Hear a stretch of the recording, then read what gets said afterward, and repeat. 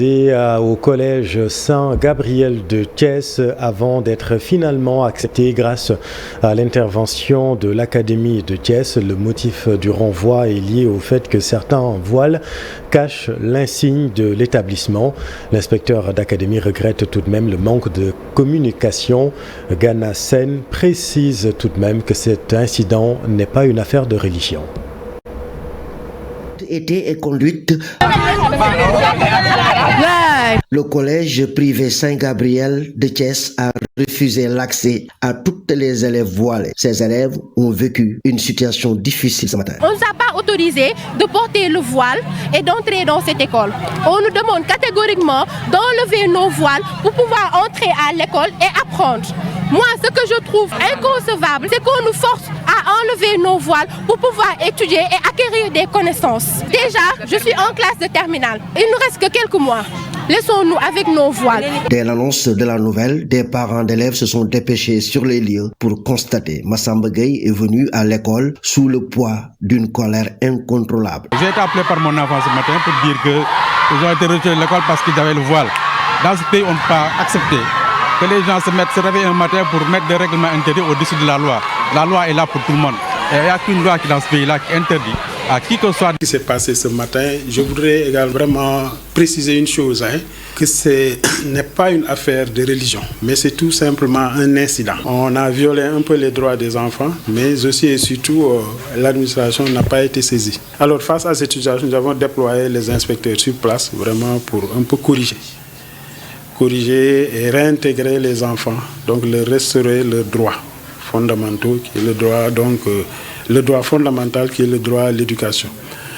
La leçon qu'on en tire, c'est que effectivement cette question du voile a été définitivement tranchée par les plus hautes autorités de ce pays, Monsieur le Premier ministre, Monsieur le ministre de l'Éducation nationale, et que nous, en tant que responsables de l'éducation et de la formation, c'est une question très sensible, certes, mais c'est une question sur laquelle on ne peut pas, on ne transige pas. Maintenant, les mesures nécessaires ont été prises pour que la situation soit rapidement corrigée et que les élèves réintègrent les salles de classe. Nous allons mettre en place un dispositif de suivi, qu'aucun élève ne soit renvoyé pour ces motifs-là. Et que dans le cadre également du suivi de ces dispositions, nous restons très ouverts. Et demain, si une telle situation se produisait, que les parents viennent nous voir afin que nous puissions régler cette situation. Les inspecteurs de vie scolaire veilleront au grain afin que cet incident malheureux ne puisse pas porter préjudice aux enfants en termes de cursus scolaire, en termes de performance, en termes d'évaluation. Tout autre chose, immigration irrégulière, 59 candidats à la migration interpellés à Mbodiène, dont des enfants. 2 enfants d'ailleurs de nationalité étrangère sont portés disparus. La gendarmerie de Joal poursuit ses investigations. Daimati Djek. Il s'agit de 33 Guinéens, 16 Sénégalais, 9 Gambiens et 1 Malien.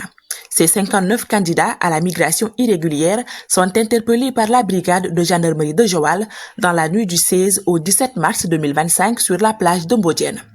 Les gendarmes ont pu réaliser ces arrestations grâce à l'exploitation de renseignements reçus. Il s'agit au total de 43 hommes, 16 femmes ainsi que 5 bébés qui sont comptés et 2 signalés disparus par leurs parents.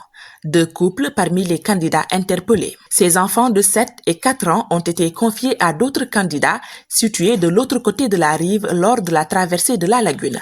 Pris au dépourvu par les gendarmes, ils se sont dispersés, certains ont pu s'échapper et d'autres arrêtés. Optimiste, notre source entrevoit la possibilité que ces enfants aient été amenés par les candidats qui se sont sauvés.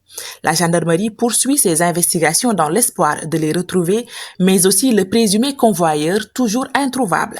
À signaler que le phénomène de la migration irrégulière n'a pas cessé. Mbour continue d'être un point de départ prisé.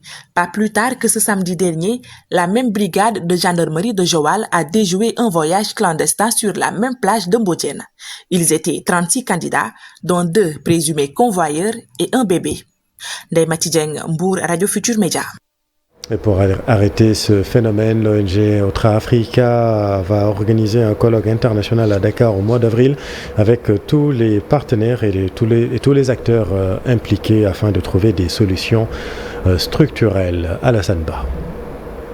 Ce n'est pas parce qu'on n'avait pas entendu de départ ces derniers mois que le phénomène de l'immigration irrégulière était fini. D'après le président de l'ONG Otra Africa, il y avait une accalmie et l'explication est simple. Nous l'avons toujours dit, les pirogues vont continuer à sortir. C'était une accalmie due à la situation maritime, les houles et autres. Donc les jeunes ne vont pas s'aventurer à aller en mer. Très préoccupés par ce phénomène, Otra Africa et ses partenaires ont prévu de tenir un colloque international sur la migration au mois d'avril à Dakar. Ce sera l'occasion de réunir tous les acteurs autour de cette question. Déjà, des pays ont confirmé leur présence à Dakar. Des institutions partenaires bilatérales qui sont impliquées dans le dossier de la migration, les associations, les organisations, les bénévoles, les journalistes, pour qu'on puisse discuter des problèmes de la gestion des frontières, le problème des visas, le problème de la migration circulaire, le problème de la migration saisonnière, le problème de la migration irrégulière qui nous hante tous, et également quelles sont les conventions, quels sont les protocoles, quels sont les accords, mais surtout l'investissement des Sénégalais de l'extérieur, les banques, les assurances, les appels à investissement. Il y a tellement de sujets, les enfants. À l'issue de ce colloque, ils vont proposer aux différents États des solutions à ces problèmes. A rappelé que près de 450 migrants irréguliers, dont 12 présumés convoyeurs, ont été interceptés entre Fimela et Joal vendredi passé. Parmi eux, un nombre important de femmes et d'enfants. Le maire de Dionewar, au cœur de la tempête, Lansana Sarr, maire de la commune de Dionewar, arrêté, vous le savez, dans l'affaire des 2 pirogues de 547 immigrés clandestins interceptés vendredi dernier, sera déféré au parquet financier judiciaire de Dakar. Selon le journal L'Observateur, il a reconnu avoir reçu 2 millions de francs CFA des mains des convoyeurs appréhendés par les forces de l'ordre. Il sera déféré donc au parquet financier qui connaît pour la première fois ce genre de dossier. Les explications du chroniqueur judiciaire Daouda Mine. 2021, il y a eu des dispositions qui ont changé un tout petit peu en ce qui concerne le code de procédure pénale. Et on a institué le pool financier judiciaire. Le pool judiciaire financier qui a des compétences concurrentes et des compétences exclusives. Les compétences concurrentes, ce sont les compétences qu'elle partage avec les autres juridictions ordinaires. Et les compétences exclusives, ce sont des compétences qui ne seront dévolues qu'au parquet financier.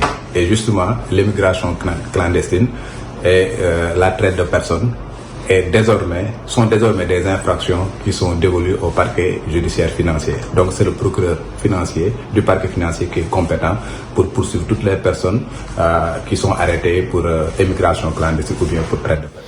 Dans l'actualité également, la ministre de l'Intégration africaine et des Affaires étrangères en Mauritanie, Yassine Fall, vous le savez, le Sénégal s'est dit indigné par le traitement réservé à ses ressortissants. Un Sénégalais arrêté puis expulsé de la Mauritanie raconte ses difficiles conditions de détention. Le voici avec notre équipe à Saint-Louis du Sénégal.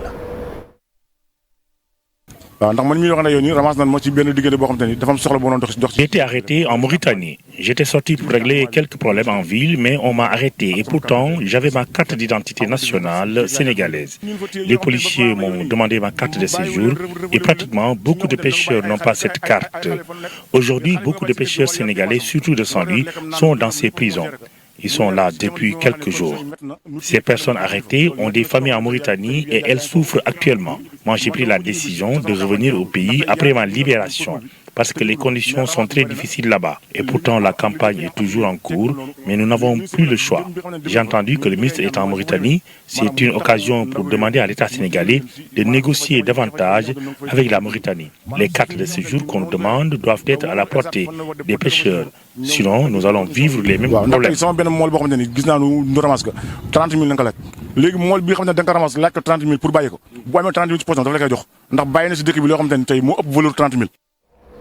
Santé à présent, greffe de moelle osseuse au Sénégal. L'opération s'est déroulée le 23 février dernier à l'hôpital Dalal Jamm de Guédiawaye.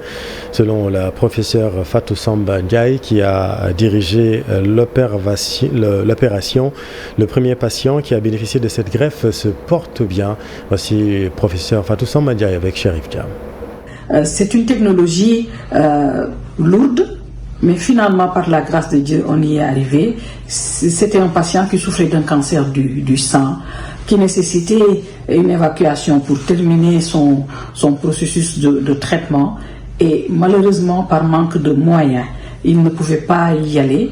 Et il est resté. Nous avons fini cette première phase de chimiothérapie et nous lui avons demandé s'il était consentant de faire partie de cette première expérience et il a accepté. Et on rend grâce à Dieu, cette expérience s'est très très bien déroulée. Cher par rapport aux Sénégalais lambda, mais pas cher par rapport à ce qui se fait et ce qu'on leur demande quand ils sont évacués ou en Europe ou dans les pays maghrébins. C'est pas cher.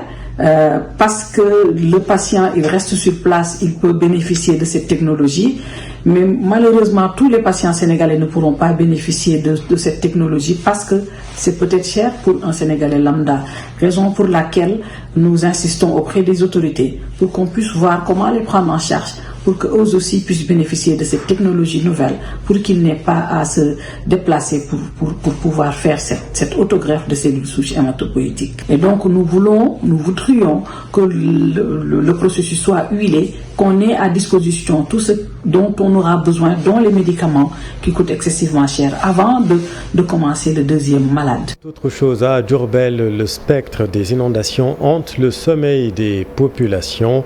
6 mois après l'hivernage, certaines familles n'ont toujours pas accès à leur domicile. L'État est appelé à la rescousse. Voyons tout cela avec Babacar Diouf. La qualité des sols et la situation géographique de cette ville-centre du pays la prédispose à des inondations. Diourbel s'inonde à la moindre précipitation. Aucune des initiatives prises par les défunts régimes n'a encore réglé le problème. Les populations crient souvent au scandale. On a dit que pourquoi duñu yéemu ci Diourbel ñaata at man bama juddoogul ba tay jaar yéemu te gisaguma ko yéemu ci Diourbel ana ko fi yéemu lan ngeen gis fii lu bees lu rafet lu fi état def on est fatigué, il y a beaucoup d'eau ici. Nous ne sommes pas des poissons vraiment, monsieur le ministre. Dans certains quartiers de cette capitale régionale, nombreuses sont les familles qui ont abandonné leur domicile parce que chassées par les eaux de pluie.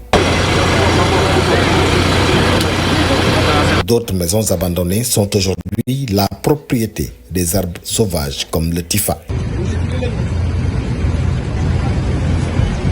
Il faut soulager ces habitants de la ville de Diourbel, pense Balla Moussa Fofana. Il est le ministre des collectivités territoriales. Et au-delà de revoir l'état du dispositif, il faut aussi qu'on regarde quels sont les projets précis qui pouvaient avoir un impact encore beaucoup plus important, mais toujours dans l'optique de doter de la commune de Diourbel une stratégie de résilience avec des bassins de rétention connectés et des déversoirs bien maîtrisés et bien sécurisés. Un projet de chantier si ambitieux pour un gouvernement qui manque de ressources, sa réalisation pourrait étonner, pensent certains observateurs. Le président du Conseil des diffuseurs et éditeurs de presse du Sénégal qualifie de regrettable la décision de TDS SA de ralentir les bandes passantes de certaines télévisions dans le pays, bloquant ainsi leur diffusion sur la TNT. Voici Mamoudi Rakan avec Dissa Prera. C'est une situation regrettable.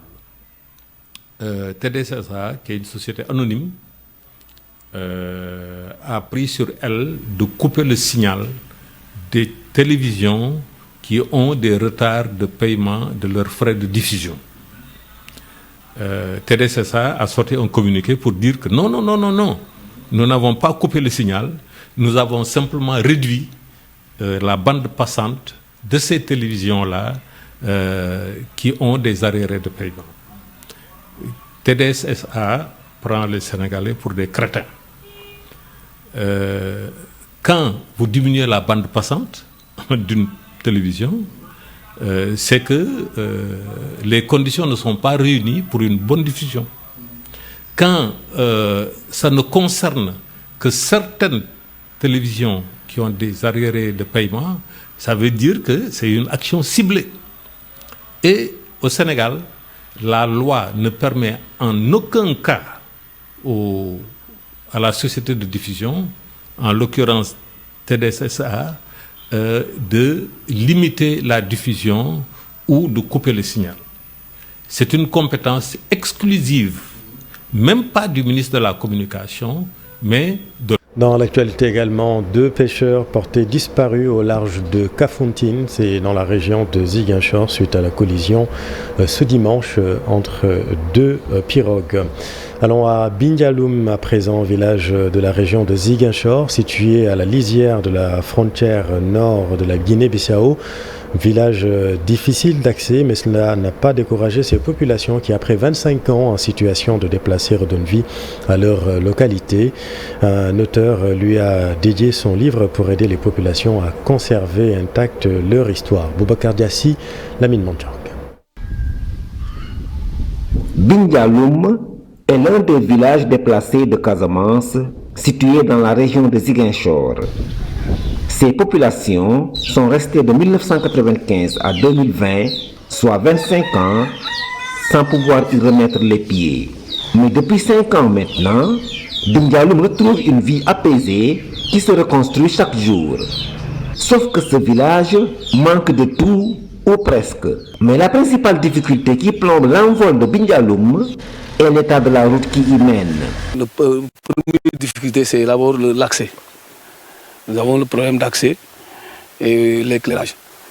Et aussi, nous cultivons souvent du riz jusqu'à présent. Là, nos anciens champs, quand on les élague, on met du riz de montagne. Mais nous avons des problèmes, nous n'avons pas de moulin, nous n'avons pas de décortiqueuse, nous n'avons pas de batteuse. Voilà. Nous, on se débrouille. Pour accompagner l'essor de Bindialoum, en le faisant connaître au monde entier, mais surtout pour préserver sa mémoire, cette autrice a été invitée à rédiger cet ouvrage intitulé Bindialoum, je te dis. L'ouvrage est dédicacé ici, à Bindialoum même. Le livre Bindialoum, je te dis, est le produit d'une demande que j'ai faite à Anne, qui est une sœur de longue date, comme nous l'avons dit ici. Le livre Bindialoum, je te dis, a été écrit pour pouvoir préserver la mémoire du village. La mémoire du village, parce que quand nous sommes arrivés à Bindialoum, nous nous sommes rendus compte que 25 ans, c'est une génération. En fait, c'est un livre de recueil de récits. Donc c'était très important que ce ne soit pas quelqu'un qui traduise ou qui romance ou qui interprète. C'était très important que ce soit les villageois qui parlent et leurs récits, en fait, se juxtaposent mais se répondent. C'est comme si on avait une assemblée de personnes et que les gens se parlent ensemble. C'était fait comme ça. Ce livre revient aussi sur la création de Bindialoum, la vie de sa population avant son déplacement, à cause de la crise sociale en Casamance. Il reste à savoir maintenant si cette vie merveilleuse d'antan pourra un jour être retrouvée par la population de Bindialoum. Merci Boubacar. Économie et apport du WACF dans les politiques publiques, ce mécanisme et les finances islamiques représentent une alternative pour le développement du Sénégal, selon Hassan Douf du parti Awalé, propos tenus lors d'un panel sur le sujet. Que le WACF et les finances islamiques peuvent bien contribuer en tout cas à pallier aux autres sources de financement que nous connaissons, qui d'ailleurs sont des sources de financement qui nous prennent beaucoup d'argent. Vous êtes sans savoir que la dette que nous avons en tout cas avec les organisations traditionnelles, les institutions de Bretton Woods, nous prennent énormément d'argent en ce qui concerne les services à la dette, l'encours, etc., etc. Mais vous voyez qu'avec la finance islamique, les services de la dette est beaucoup plus souple. Donc nous pensons effectivement que la finance islamique et le WACF peuvent contribuer justement, en tout cas peuvent appuyer l'État dans le cadre de ses objectifs, dans le cadre de la vision Sénégal 2050 et des différentes politiques publiques. Mais on parle déjà de WACF, haute autorité du WACF, qui aujourd'hui travaille en parfait. Et puis sur l'international, un mot, sachez que le Niger s'est retiré de l'OIF, l'Organisation internationale de la francophonie. Nous y reviendrons dans nos prochaines éditions. Et puis en sport, football éliminatoire mondial 2026, 14 Lions ont participé à la première séance d'entraînement. Zoom sur les débuts de Hassan Diao dans la tanière. Le joueur possède toutes les qualités d'un attaquant moderne. Cher Sadibou Diarra. C'est une bonne pioche pour l'équipe nationale du Sénégal. Assane Diao, la nouvelle recrue de la tanière, peut évoluer à tous les postes de l'attaque. À 19 ans et du haut de son mètre 85, il possède tous les atouts d'un grand attaquant qui va apporter beaucoup au Lion. Il y a beaucoup d'attentes et effectivement, en le regardant jouer, on est frappé par ses qualités, son talent. Donc, pour ce qu'il va apporter à l'équipe nationale, normalement, c'est un plus, c'est une plus-value pour notre équipe nationale qui était peut-être mal à point sur les côtés, parce que le gosse joue le plus souvent à droite, de vitesse et de percussion. Et en plus, c'est quelqu'un qui est aussi bien balle au pied que dans les espaces. Donc, avec un bon jeu intérieur, et c'est ce qu'on attend de lui, c'est ce qu'on attend de tous les jeunes, c'est son talent et son audace. Dans ce football moderne aujourd'hui, je disais à un ami que les jeunes ont pris le pouvoir grâce à leur talent et leur audace.